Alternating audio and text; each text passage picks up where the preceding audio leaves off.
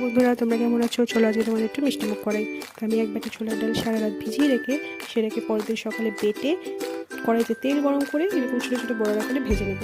তো ভেজে সেটাকে তুলে নিয়ে মিক্সিতে একটু গুঁড়ো করে নেব। দেখতে পাচ্ছ আমি এরকম ছোটো ছোটো আকারে বড়াগুলো ভাজতে হবে। বেশি ব্রাউন কালার করলে চলবে না, এরকম লাইট ব্রাউন হলেই আমরা তুলে নেব। তুমি কি বুঝতে পারছো আমি কি বানাতে চলেছি? তো দেখতে থাকো। তো এবার আমি বড়াগুলোকে তুলে নিয়ে এবার একটা মিক্সিং জারে সেগুলোকে একটু একটু করে দিয়ে বেশি না, অল্প ছোটো ছোটো দানা থাকবে এরকম একটু গুঁড়ো করে নেবো। দেখতে পাচ্ছ এরকম টেক্সচারে গুঁড়ো করতে হবে।